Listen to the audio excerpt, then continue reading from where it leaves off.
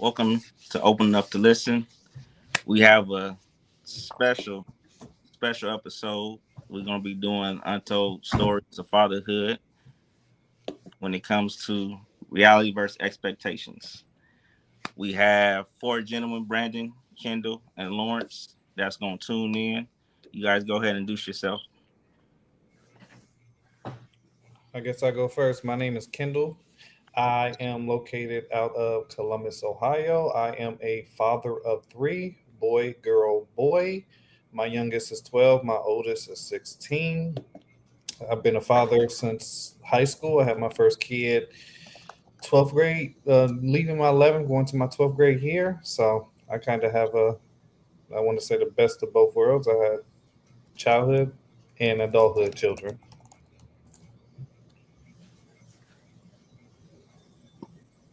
I guess I'll go. My name Brandon. Some of you seen me before, some of you haven't, but father of four. Uh, actually, I say six. Be honest, I raised six. Four boys, two girls. I'm based out of Columbus, My name is Ohio. my name is Lawrence. I'm out in California. I am a father of two boys, one 33 and one 6. Oh, And dang. I have two, yeah, two grandkids. Um, yeah, but I'm a professional out here, programs manager for a agency that provides rapid rehousing for homeless people. But I've worked in the mental health field, drug and alcohol program director. Pretty much been in the military, and I'm here to talk about fatherhood. That's what's up.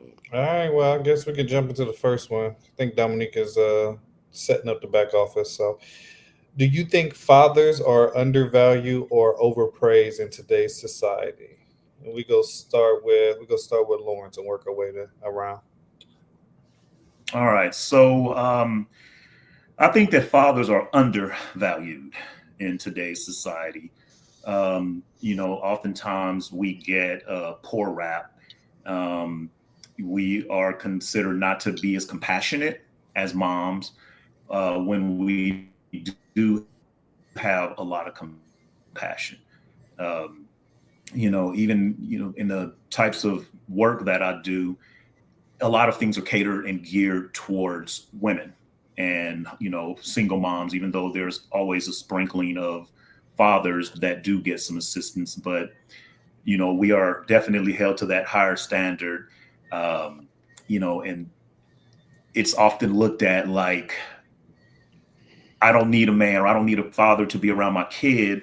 And I've had to be in court battling to see my son, having to have Mhm. court orders, um, you know, having my child weaponized, the relationship weaponized by his mom, not really understanding that we need to be in our children's lives. We need to be there in our lives because there are things that a father can teach their children that a mom can't. A father can teach a woman how to teach his daughter what type of man she needs to look out for, or whether it's a positive lookout for or negative lookout for. He can teach his son how to be a man. A mom Mhm. can teach a son how to be a man. So I think that it's very, very undervalued, the role that we truly play, and how compassionate that we truly can be. We're often looked at as hard. I've come from a background, the hood. Yes, I've been to college, yes, I have degrees, but I come from the hood. But I know how to be loving to my children.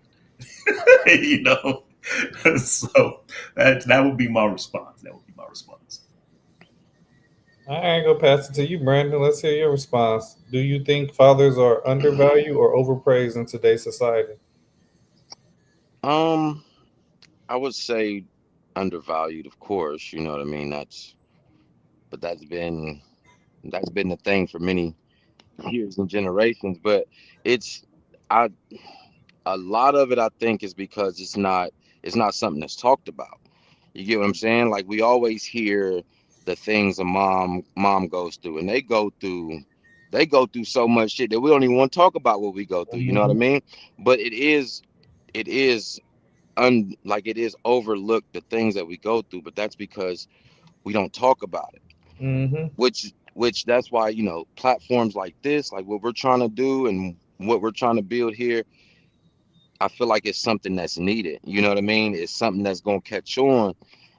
And I feel like, you know, with enough people catching on, we can bring a lot of attention to the things we have to go through and how undervalued we are. And, maybe things have changed, but I feel like it's only like that mainly because we don't talk about it. We accept whatever narrative is out there. You know what I mean? Because we don't, we're not taught to speak on those emotions and or those feelings about that type of thing, about being undervalued. We're taught to take the shit and then keep it pushing. You know what I mean? So whereas the moms and stuff, that's you see that it's commercialized, it's on commercials, it's in movies, it's all those, like, you have all those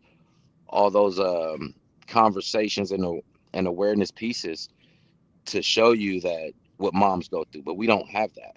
You know what I'm saying? So Yeah. it's dope that we get to come on here and kind of just let loose, you know what I mean, and kind of give that those authentic feelings, you know what I mean?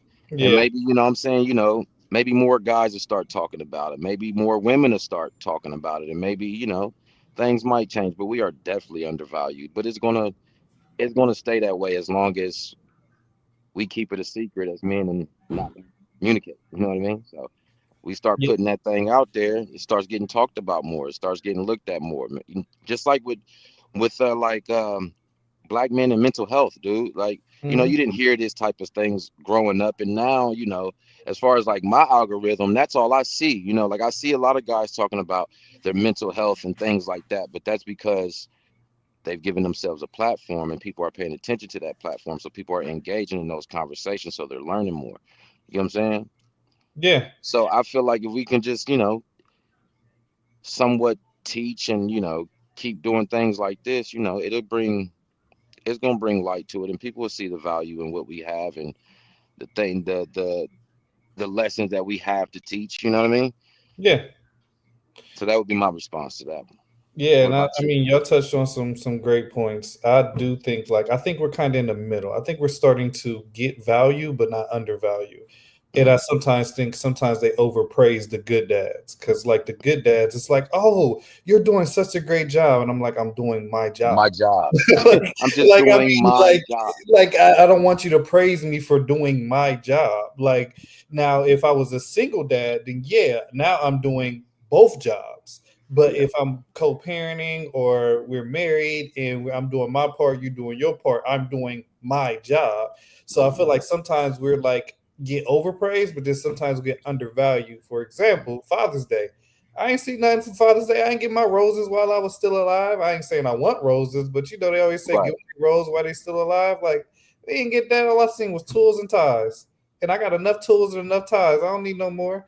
So we kind of are in that middle space where it's like, oh, like you stated, I need a man, I need a father figure, I need someone around my child to teach them how to be a man and how to raise a woman. And like Lauren said, we in that stage where it's like, oh, I'm gonna use this baby as a pawn, and you gonna have to fight and go to court and go through tooth and nail just to even see the baby. But then once you see the baby, I'm gonna put all these restrictions on how you see the baby because I can control that, and that's what I can control. And because you don't want to be with me, you're not about to see this baby until you do what I say or bow down to me. So it's like we're kind of in that tight space of like, I want a man, I want a father figure, but I don't want a man, I don't want a father figure, but I want you to be around and be in the kid's life. But then when you're not around, I'm like, why you not around? Why you don't want to be in the kid's life? And I feel like it's always opposite. The good dad, the good moms got the bad dads, they want the kids to be involved, and the good bad moms got the good dads where you got to go to court. I'm like, why are we here? So it's just a situation. I don't know how to fix it. I don't know how we can fix it because I had to go to court for my children, and I have three, and I had two child mothers. I'm gonna just say that, and I had to go to court and fight. Like you got to fight for them, and it's just like, and then I may date a girl without a kid. I mean, without a father figure, and she's like, "Hey, I hope her dad comes see her. I hope her dad comes see him." and it's not like happening like that. So it's like I feel like we're in that middle stage where it's like they realize we are important, but they don't want to take accountability and take acceptance of the importance of a male in their child's life until it's too late. Once the kid is out in the streets, like, man, I wish I had a male. Like, nah, you should have got a male before it was a baby. When he was a baby, and then discipline. That's a whole nother conversation because everybody feel like they can't get discipline. Don't discipline my child. So that's how I feel. I feel like that we are like in the middle and we're growing, but we still got a lot of work to do. Now we can Mhm. move. I'm gonna slide to the next question. Is it more important to be respected or loved by your children? We can go to you, Laura. Oh, Brandon's back. Go ahead, Brandon. You can take this one I'm here. first. I'm sorry. No, Uh, you good. uh, I mean, I'm a I'm a man, dog. So respect. You know what I mean? I think it's more important if we're talking about our kids, right? Not just people you meet and everything like this. I think if you, I think the love is there naturally because that's your kid. You know what I mean? I think respect is something. You know what I mean? You have to work towards, if that makes sense. You know what I mean? Like I want my kids to respect me. I know they love me. You know what I mean? I'm their I'm their dad. You know, I love my dad. Can't really say I respect the things he's done and then or respect him, but I love him because I don't only get one of him. You know what I mean? Yeah. So the answer is pretty simple for me. You know, respect. Because if you respect me, I know for a fact that love is gonna fall into place. You get what I'm saying? Yep. Anybody like, let's use an everyday people thing. I love people. You feel what I'm saying? I love everybody. Until you do something to me and make me feel differently, I love everybody. Just like when I first meet everybody, I respect everybody. You get what I'm saying? I love all people. I respect all people. It's up to you to you know what I mean, change that in my mind. But yeah, I'm always gonna choose respect because I could care less if you love me. You know what I mean? As far as people go. But I'm going to make sure that you respect me. You get what I'm saying? Yeah. As far as my kids go, my kids gonna love me because I'm him. To them, I'm him. You know what I'm saying?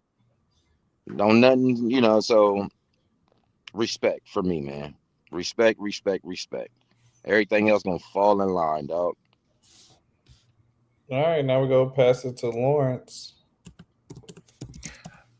I would say, for me, I would think it's better to be loved more, um, and then respected by our children. Most of that because I had one of those grandfathers who he was about respect. Dad was about respect. And I can remember more instances of them demanding and commanding that respect than I can say that I remember instances of being loved. Of course, I can remember some instances, but the majority of the thing that stands out is that respect. And I've always been of the opinion that if I love, have that love for my children, that respect is going to come because they love me, because they see the type of father I am, the type of example of manhood that I present to them, that they will respect that. But if I drill and instill in them, you got to respect me, you got to respect me, you got to respect me, they may respect me, but that love may not be there.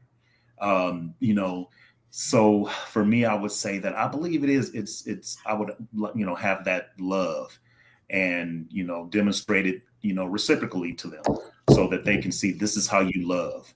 This is how you, garner respect from those that are your, intimate relationships and things like that. Now in society, it'd be a lot different. Yeah, give me respect. I don't need your love. I go to work. I'm a supervisor. I don't need your love. I don't need you to like me, but you're gonna respect me. But for my children, it's that love that I would say is the most important thing for me is getting that. Yeah. Can I speak on that one more time? And when I say respect, I don't kind of mean it in like respect me, respect me, respect me. I feel like with I'm a nurturing dad. You feel what I'm saying? So Hmm. of course I want that love. I'm gonna have that love because I give that love. Hmm. What I mean by Hmm. respect, I mean as far as, seeing the things that I'm going through, respecting, respecting the fact that I'm Yeah. their dad. It's not like look me in the eye when you speak to me. Although that's what I require, you know what I mean? But it's Yeah. not one of those with an iron fist, respect me, respect me. No, because I give you so much love and I show you things, I give you things to respect. You know what I'm Mhm. saying? Like I love my dad because that's my dad. But my dad never gave me nothing to respect. Yeah. You get what I'm saying? So it wasn't just Yeah. a yes, ma'am, yes, sir thing as far as like respect or look a Yes. man in the eye. That. It was like, Yes. give me something to respect. Like if I watched my dad go out here every day and bust his balls and make sure we had things, if I watched my Hmm. mom, be able to sit at home and be soft and my dad took care of everything, like those are the type of things that I respect. You get what I'm saying? Yeah. That's what I mean by I want my kids respect more than I want their love because I'm gonna have their love. You feel what I'm saying? They're Mhm. always gonna love me. You get what I'm saying? Because of the type of dad that I am. But like I said, people can love you and disrespect you. People Yeah. can love you and not Hmm. respect you. You get what I'm saying? My dad loves me, but I Hmm. don't feel like he respects me. You get what Yeah. I'm saying? I don't respect him because he's never given me anything to respect. And that's what I mean by I would much rather have my son or my kids respect, Yeah. a little bit over their love, if that makes sense. Oh So yeah. just to Oh, clarify that that makes up, sense. you know what I mean? Yeah, Yeah. That Oh yeah. No, definitely that makes makes. that makes sense. Put that way. Yes. yeah, One hundred yeah, yeah, percent. yeah. Yeah. Because Yeah. respect That's is what, I think like. I was I and want it's the hard the for me to chat. hear you guys miss some things. So um I No, hope I no, we don't can hear repeat. you clear. No, it's fine. Yeah, And that's the thing. You can hear me perfect. But I'm yeah, struggling. and in the chat, the group, please send all questions, and we will get to it. Dominique is actually working in the back, so Hmm. he can send the questions. Right Hmm. now, we're going to go into our sponsorship. This actually was sponsored by D. Berry Enterprise. D. Berry Enterprise has been helping individuals, families, and businesses make money, save money, and invest money for 14 years.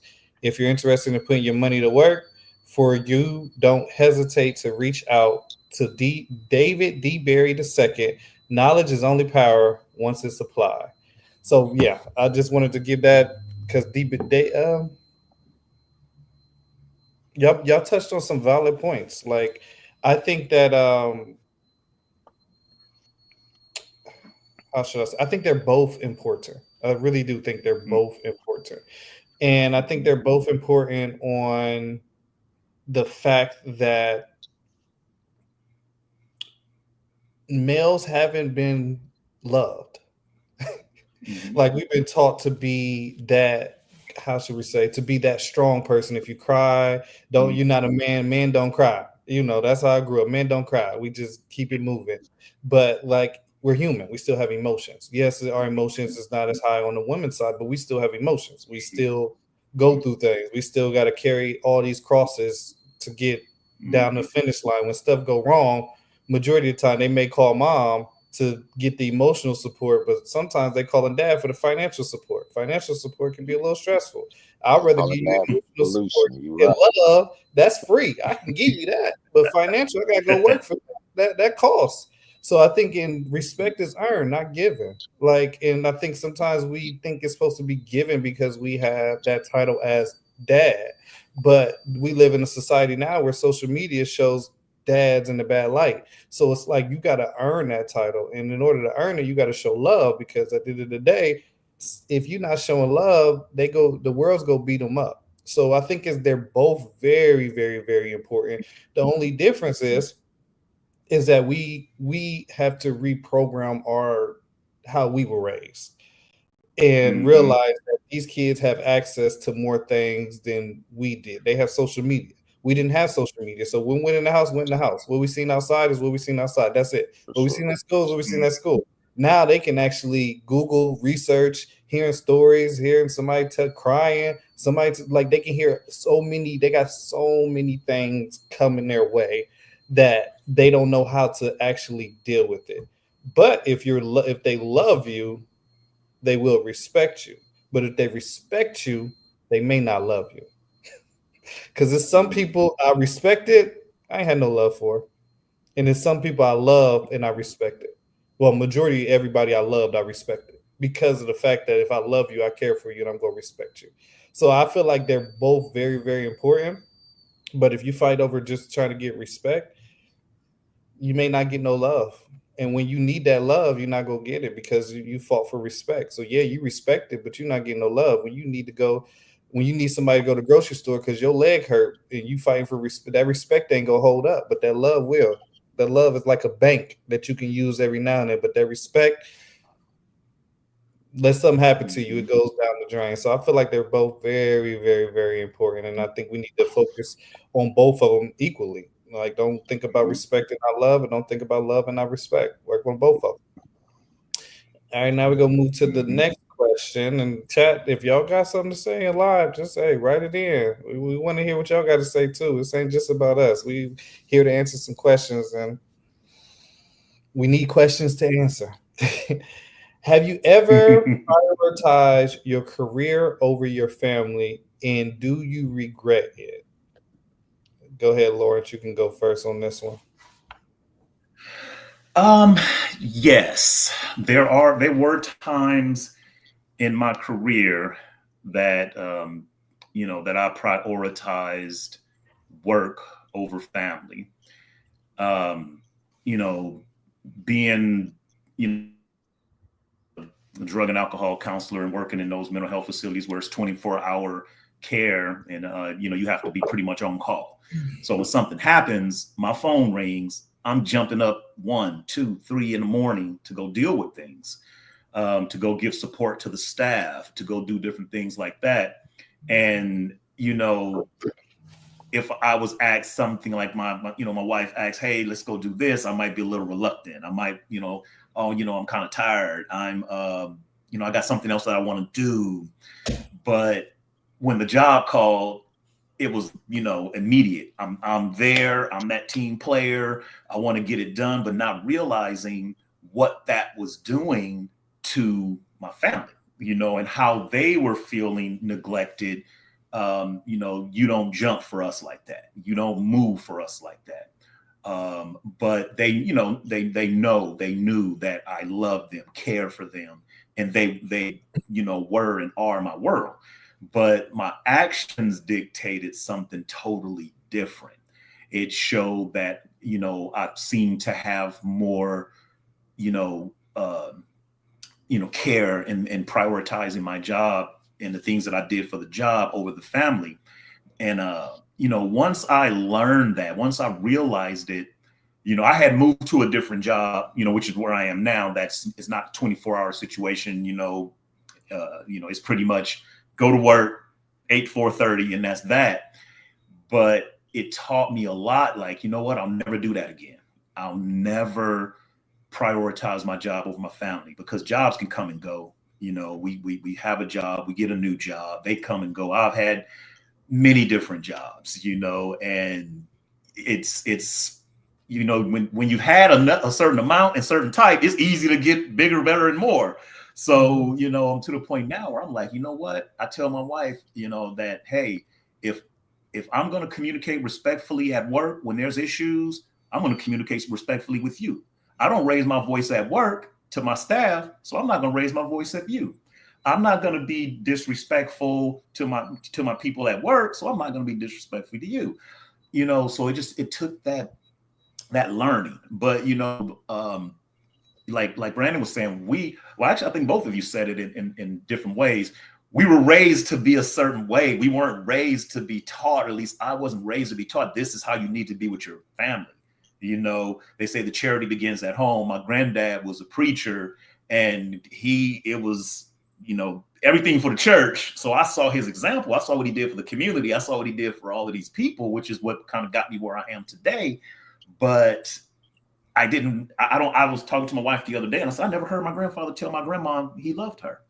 I never saw my stepdad tell my mom he loved her. I never seen affection like that with them, but me now, I'm like that now. I will hug my wife in front of my son. I will, be respectful. And now he's ladies first. He's opening car doors. He's, if she walks off down an aisle in the store, he's asking where's she at, So, it's prioritizing that family for me now. That's where I'm at now. But yes, I have prioritized work over family and regretted it because it has consequences that you don't see, and like I say, that I see it now, and those were in previous relationships, but the relationship I'm in now, I just got married in November, and you know, I almost went back into that, because my wife, she works for PNC Bank, but she works remotely. She works for PNC Bank on the East Coast,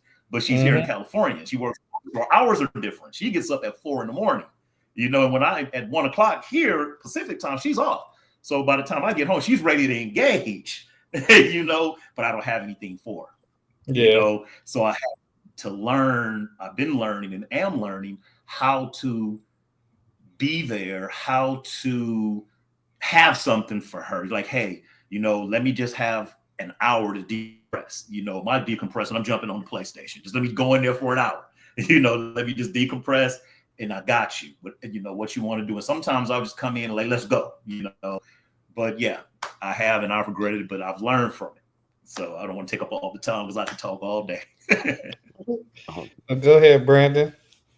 No, nope. I never. I'm gonna tell you why, man. Like, I watched my mom do that, right? And this ain't no shade to my mom. I watched my mom do it not because she wanted to, but because she had to. You get what I'm saying? So there was a point in time where if my mom didn't prioritize her job over family, we might not eat. You get what I'm saying? Mm-hmm. One thing I've never Mm-hmm. done, and it could have been because I kind of the way things played out for me, I started having children at 22. I was in the military. The way that played out, and then when I came home, once I was discharged from the service and came home, that was no, I'm not, and started making a family. No, I was there for everything, man. I'm one of those dads that's at practice. Like when I used to go to practice and stuff, my mom dropped me, get out the car, I'll be back in 2 hours, you know what I'm saying? Or Yeah. catch the bus home, like nah, like bro, like I sit at practice. I sit out in the heat at practice. Like I don't miss nothing. I will quit a job at the drop of a hat if my kids have to be, if there's an ultimatum. You get what I'm saying? That's something that's something I don't want to have to explain to my kids. Like, you know what I mean? So to me, like you said, Lawrence, a job is a job, and I find jobs by looking for Mm-hmm. jobs.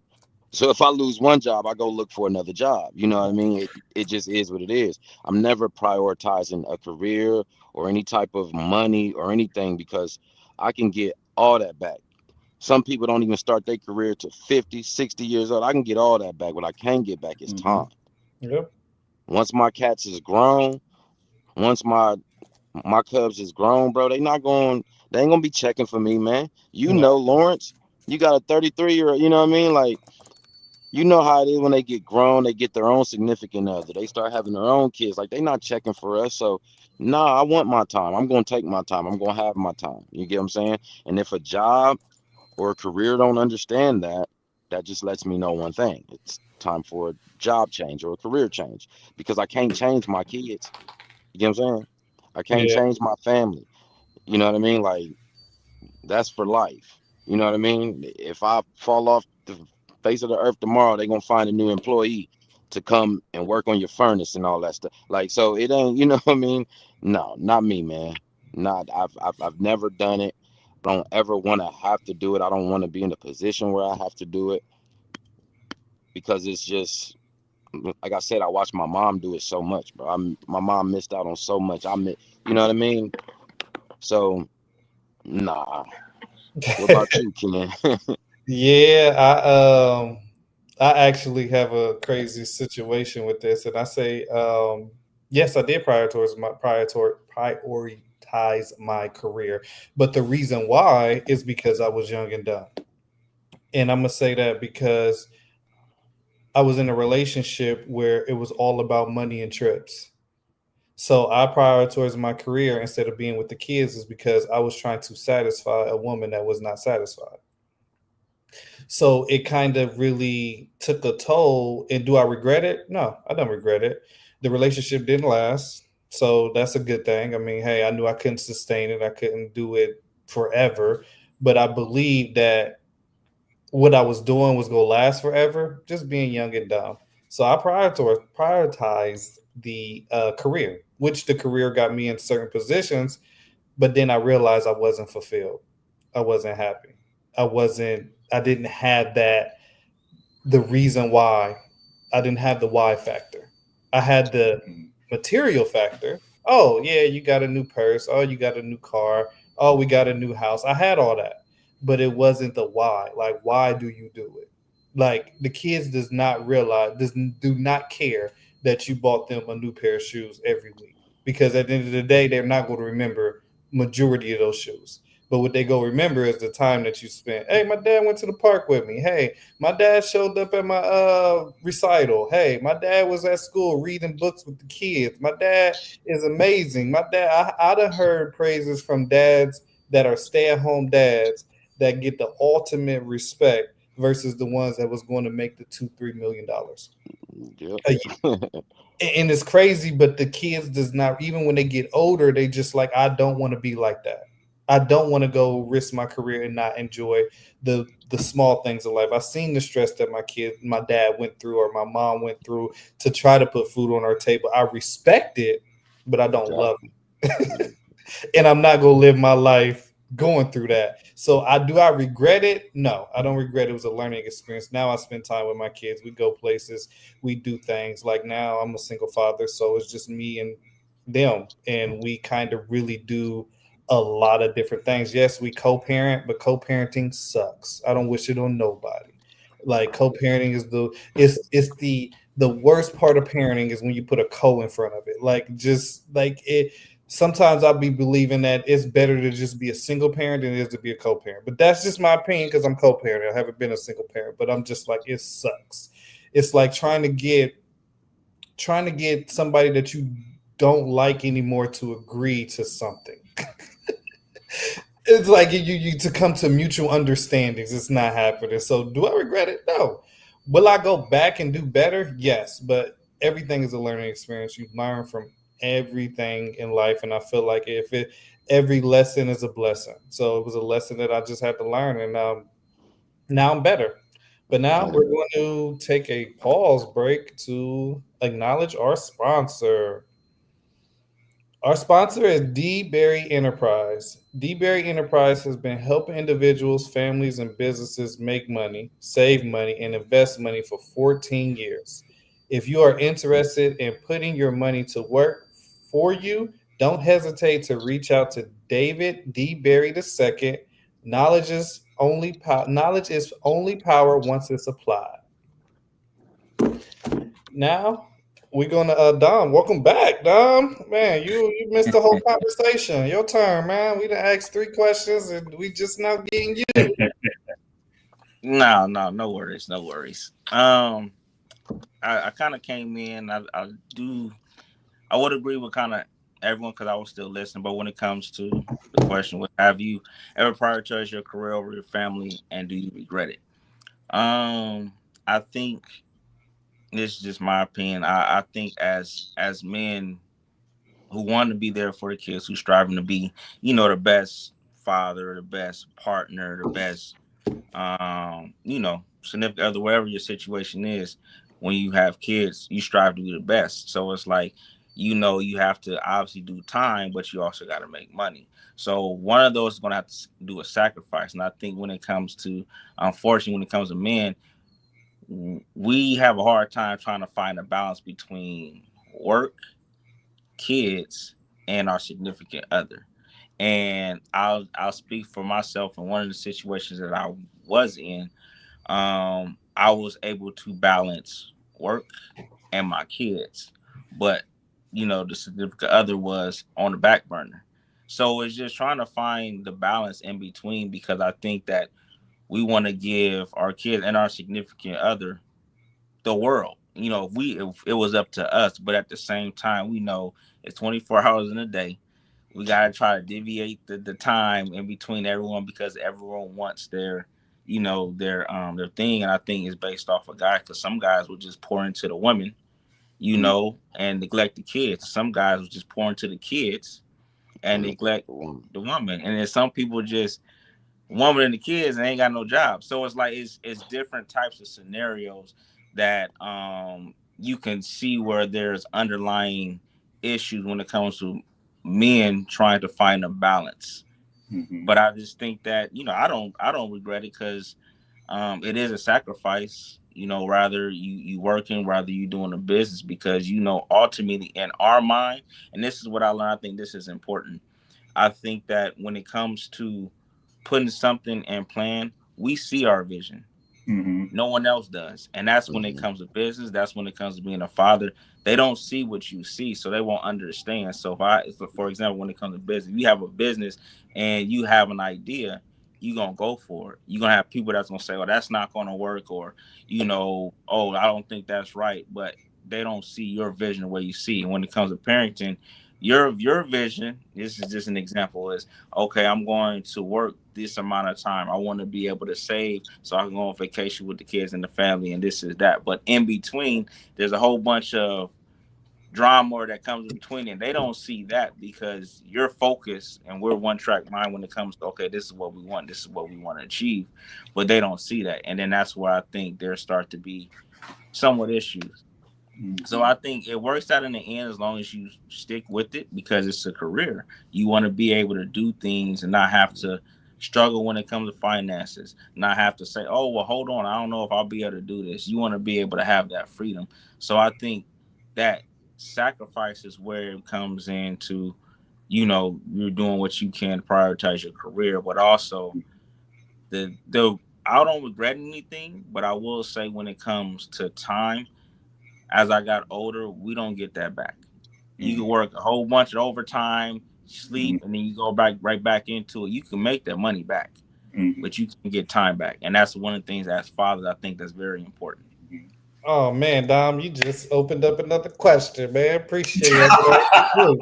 Appreciate it. So, like you said, you only got two hands to balance, and you just named three things. You have the partner, you have the children, you have the job, and on the backside, you could say you have the family. Just depends on how engaged they are with their Right. family outside of that. Mm-hmm. But you only get two options, so that means you have to choose two options.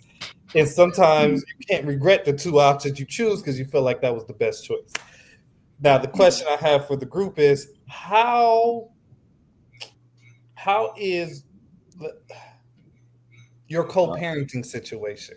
How is This how was the Woo! situation when you first initially acknowledged the breakup versus years down the line where they ended up getting into a relationship and it was okay, you didn't care, but then when you got in a relationship, it was like, all right, I don't want that girl around my son, daughter. Da, da. Like, how did that relationship transition? I know it's a little one, but I think it's somebody on this live that is going through it, and I feel like we can kind of help them because we have experience and we've been through it. Like Lawrence said, his kid is 33. I mean, just imagine.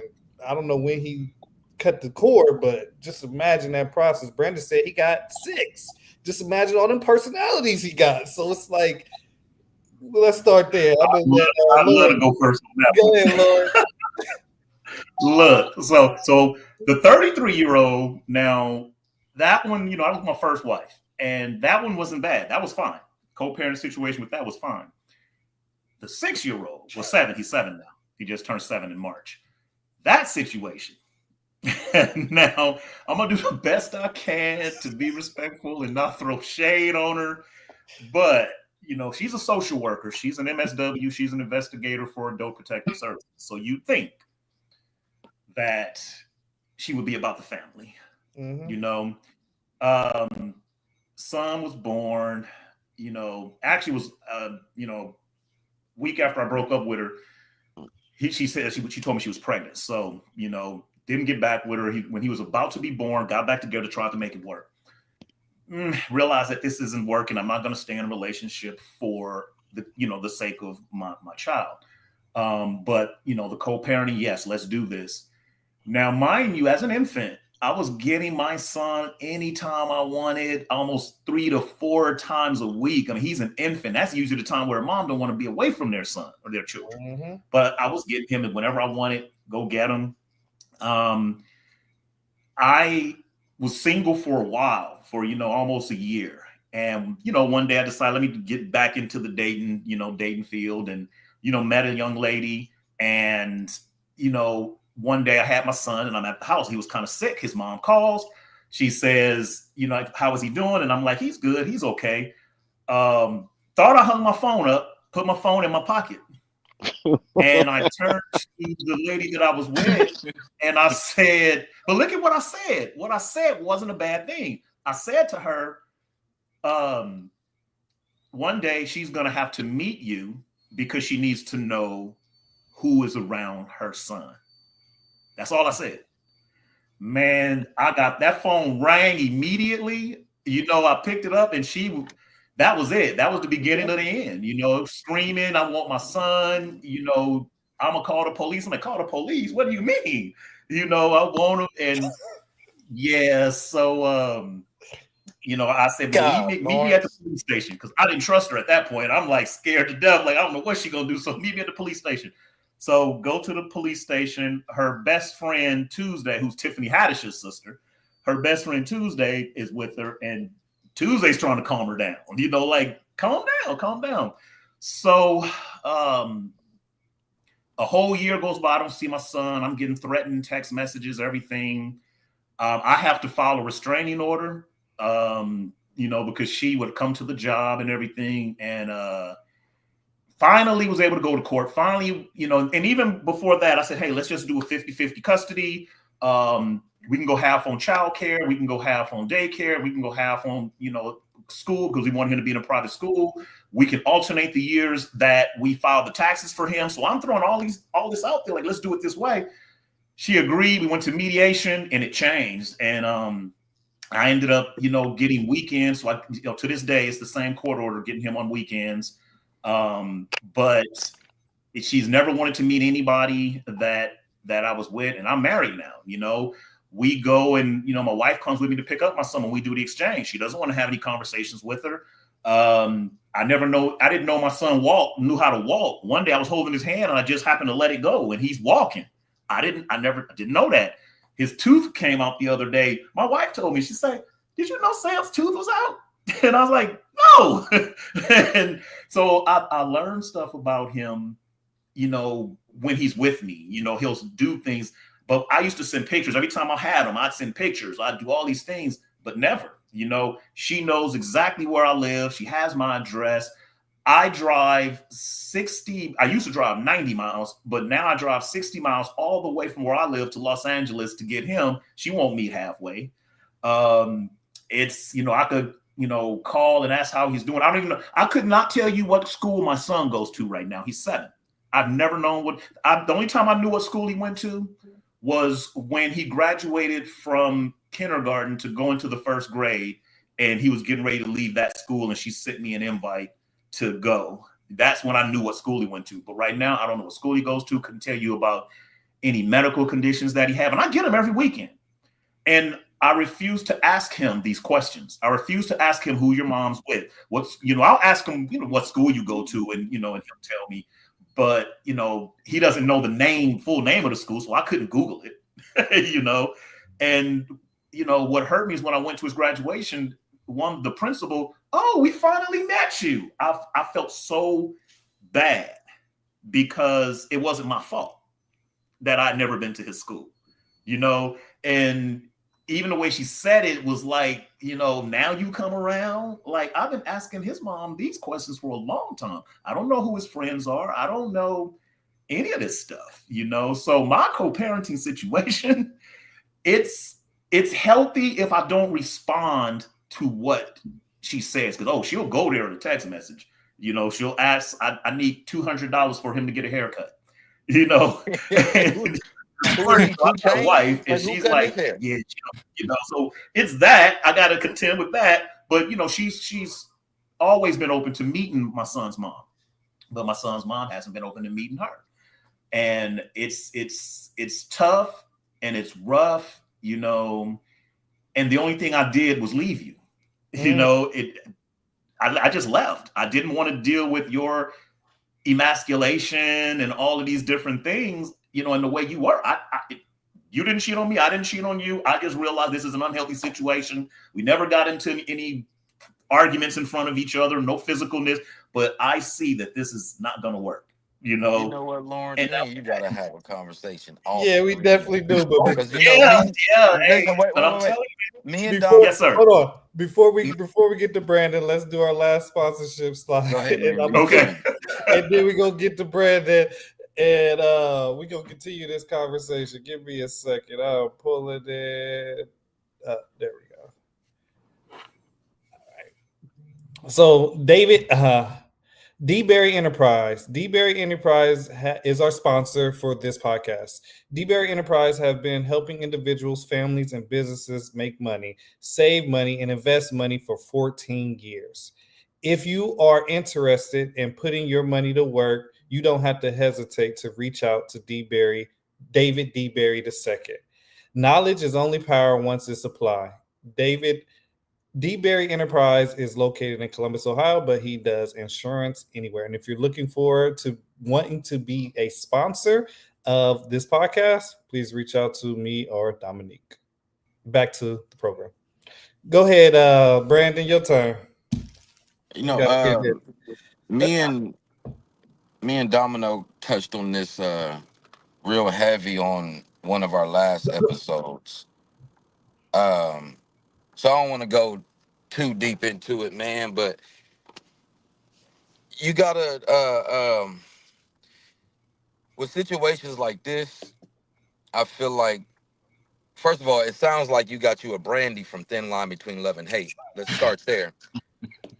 And secondly, I don't know what made you start over, but this is what I'm gonna say, man. With that type of situation, you got paperwork, right? Like you got court order, right? Like so, your kids come to you on the weekends per court order, right? Yeah, that's what he I said. can, yes. Okay, all right, all right, all right. So in situations like this, I feel like you have to fight fire with fire, right? When you understand the audience you're dealing with, and what I mean by that is your child's mother. Like I told Dominique, you might have to become the ops, bro. You know what I mean? Like you gonna have to, like, it's a game to be played here, and by you having paperwork and a court order, you can somewhat play that game as well. So like I told Domino before, when we had this discussion, even though you don't want to get them folk is already involved. You get what I'm saying? Use them folk like she would use them folk. You get what I'm saying?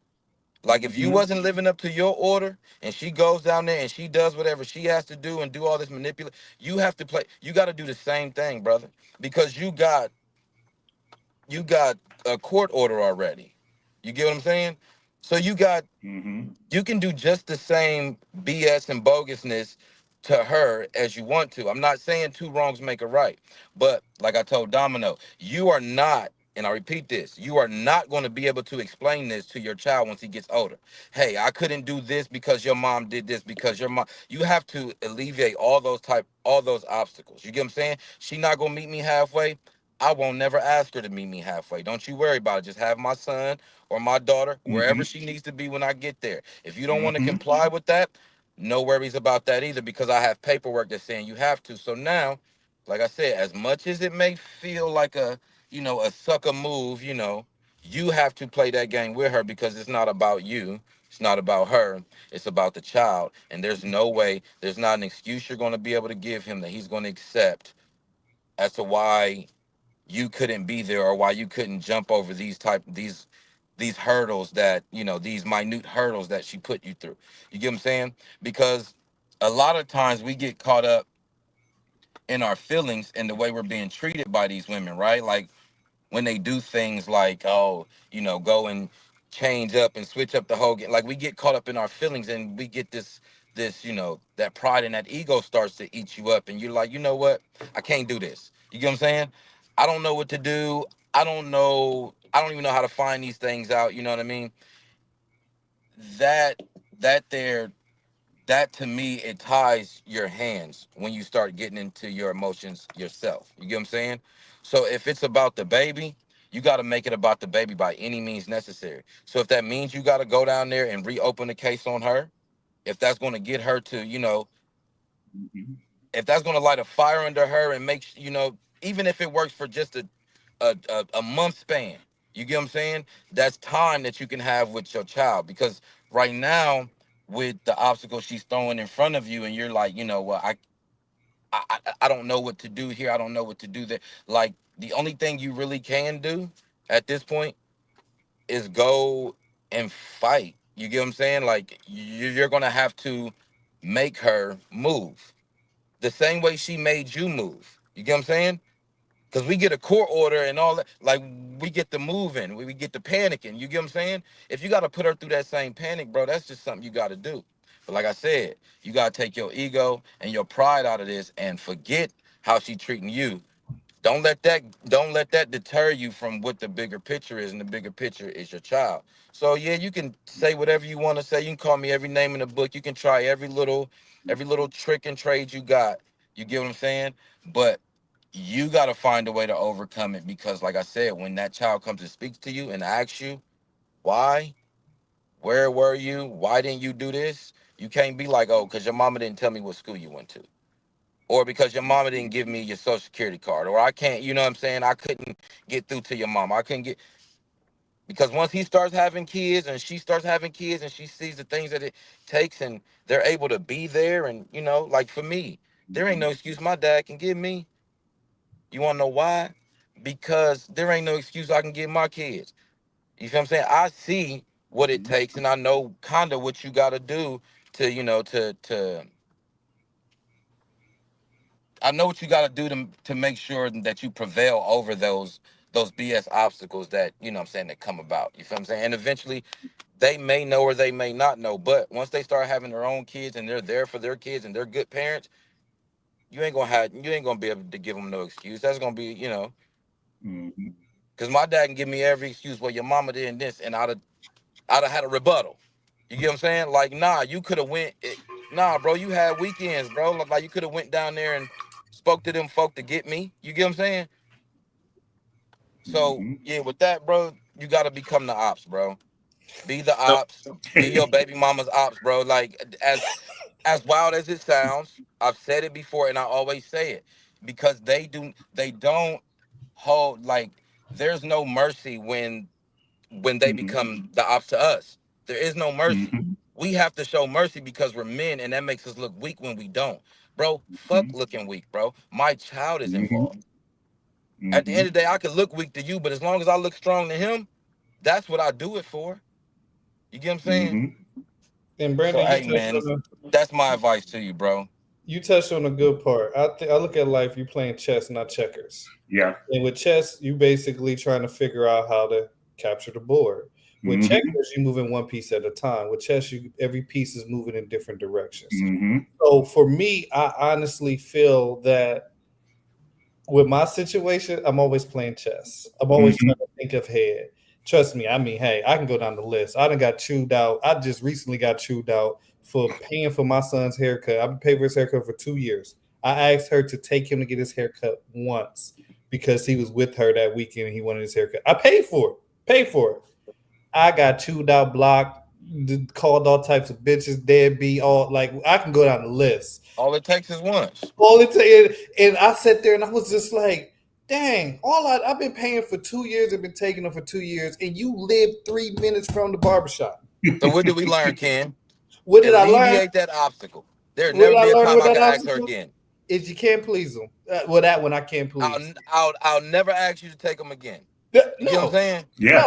no. This is what I've learned. She wrote me and she said, "This is what she said." She said, "Well, for this is just blew my mind." She said, "Well, if you can't take him, then I'm just gonna take him and get his haircut." I'm like, "So you're gonna take him and pay? Oh, you just saved me some money. Go ahead." Like that's stupid. Like I paid, Rook takes Bishop. and now you say you gonna take him to another barber and pay? Oh, girl, kick rock. Like you just thank you. Yeah, Like that's now Okay. she, and Hey, Nate hey, right hey, there. hey, hey, guys. Don't get over here talking about y'all's kids' mothers like that, man. hey, All right.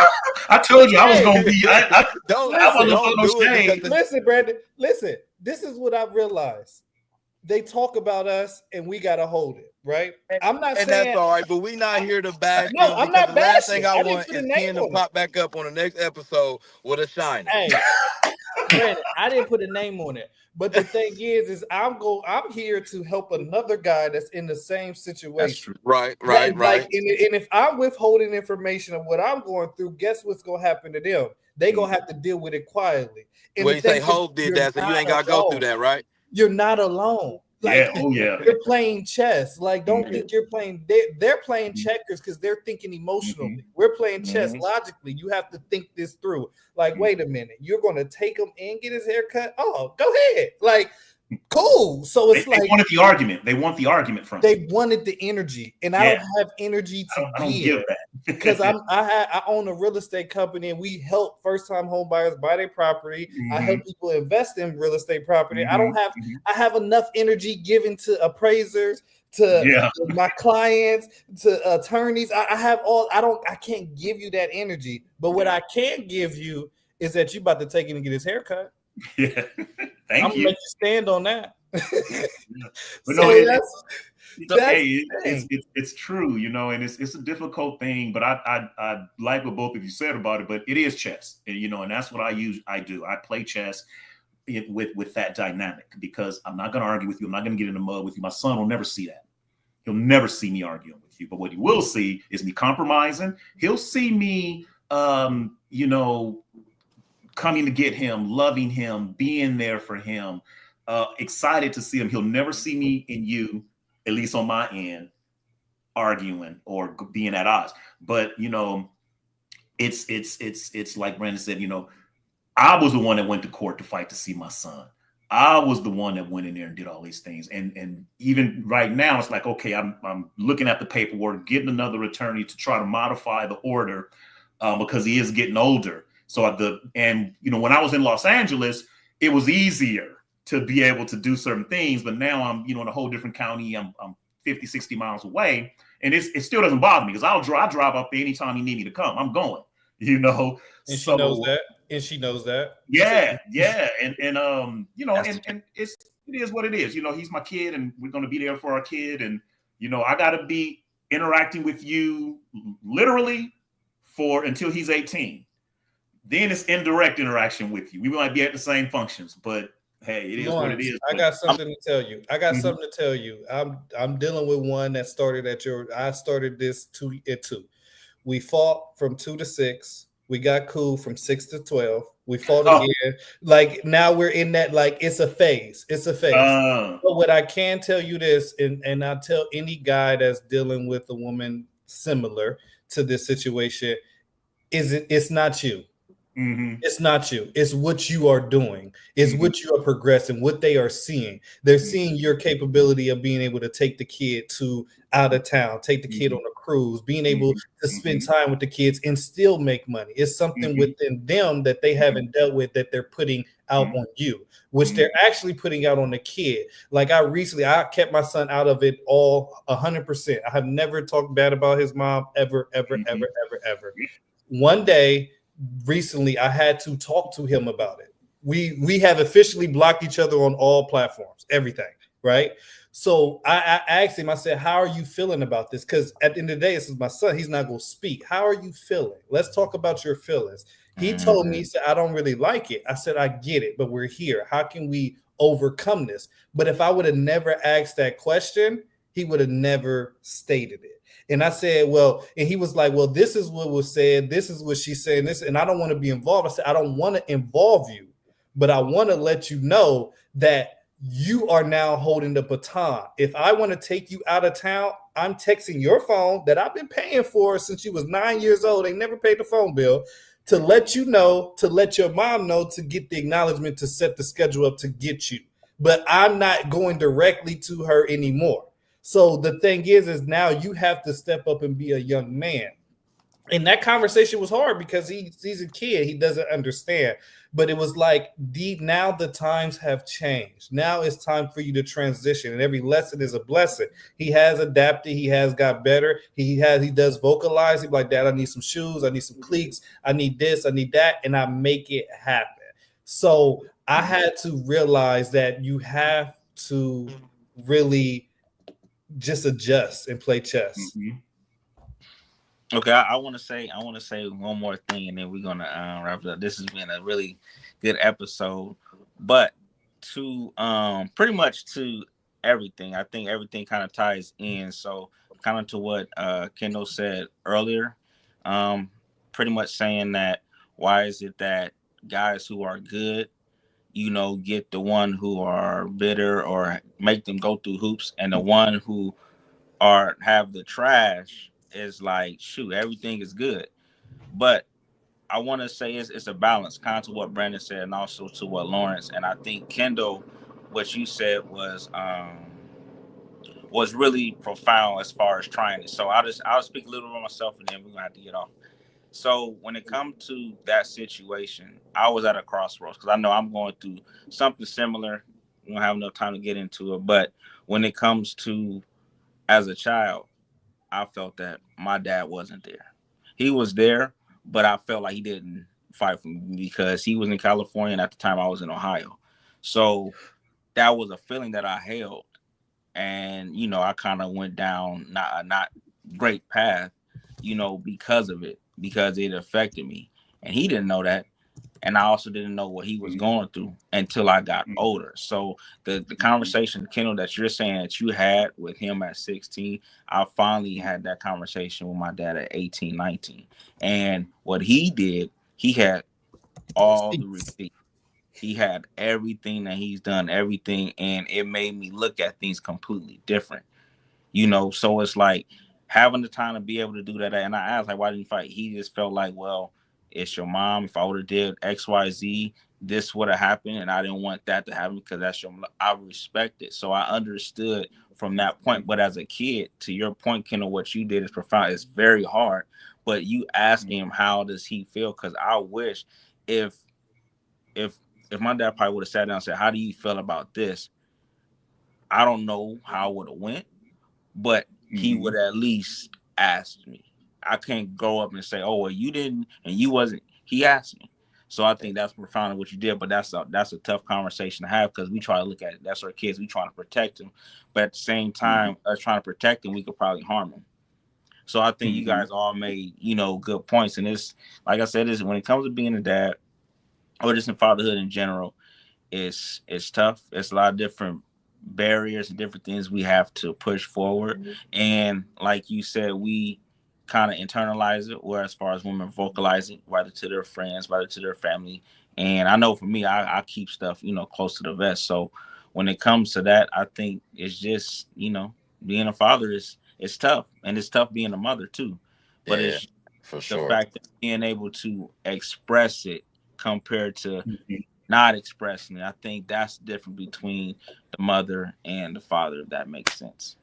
Yeah, and to Mm-hmm. close us out, I think that we should, if any mothers online that would love to join and have this conversation with some males, and we can go back and forth and not argue, but just kind of come to a happy medium because we need advice too. We need help. We're trying to figure it out, as you see. It's Mm-hmm. nothing bad. It's just what we feel like in the time. So I encourage everybody to keep the conversation going. Write in the comments. Hey, we answer questions. Follow open enough to listen if you're not following, and looking forward to seeing you next weekend with the new topic. Hey man, same as what Ken said, man. Hey Lawrence, go back if you can. Check out that last episode me and Dom did about co-parenting, dude. It got really, really deep. Today actually was my first time ever watching it back, and Yeah, man, it got real deep. It was just me and him, so Okay. you know what I mean. Go back, check it out, man. You know, Mhm. like you might get something out of that one, man, for sure. Will do. Any You guys, last it was remarks, fun, boys? man. Enjoy y'all's weekend. Yes, sir. I appreciate you guys, and you guys tune in for next time. Let us know, like, comment, share, and let us know what you think. Even if you think it's bad, let us know what we did bad. Yeah, And all Mhm. comments welcome. All comments welcome. Yeah, And we we love our open enough women. to listen. We're open enough to listen. And we love For our sure. women. We love our child's mother. We just trying to get better. That's it. Yes. Peace. Please. All right.